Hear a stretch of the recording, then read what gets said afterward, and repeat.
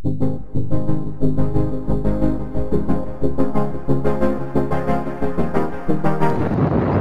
বন্ধুরা, আমরা আজকে এসেছি একটু অ্যাডভেঞ্চার করতে, মাঠে মাছ ধরতে নদীতে।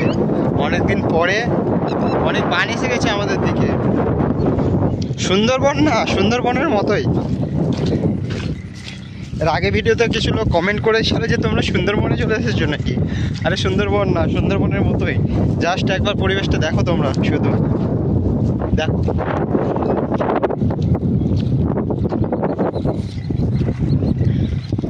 অনেক ভয় লাগছে। আমি বাড়ি থেকে ক্যারি প্যাকেট আনতে ভুলে গেছি।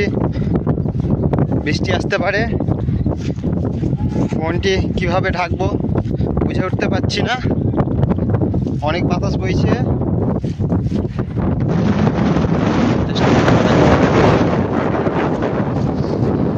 রাস্তা অনেক খুব খারাপ। চলো চলো, যেতে দেখ কথা হোক।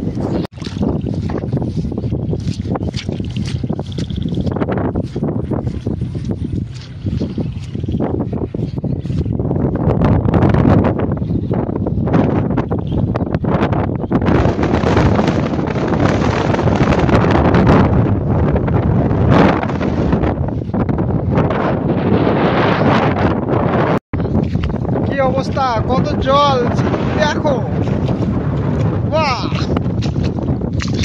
কতটা পা ডুবছে দেখো।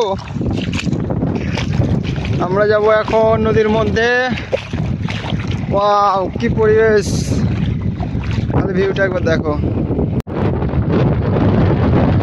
এখন কত মেঘ উঠেছে আকাশে। আমরা এখন মাঠের মধ্যে, এই তো চলছে জাল পাতা।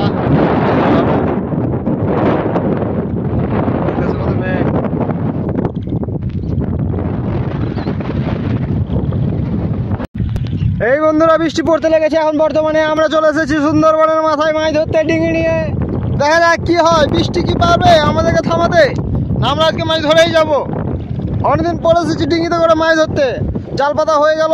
আমরা এখন যাচ্ছি ভিতরের দিকে। একটু বৃষ্টিটা কমলে আমরা আবার আসবো জালটা দেখতে। তো চলো, সুতরাং যাওয়া যাক।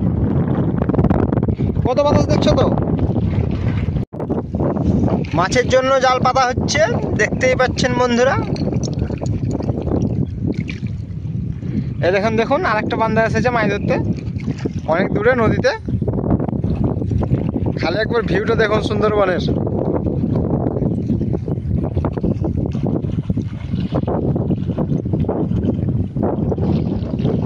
খালি একবার সুন্দরবনের ভিউটা দেখুন বন্ধুরা।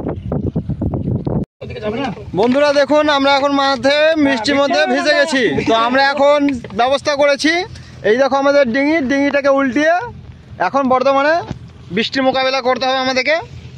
বাস দেখুন বন্ধুরা, মাঠের মধ্যে অনেক বৃষ্টি হচ্ছে। আমরা এখন ডিঙিটা দাঁড় করিয়ে বসে আছি।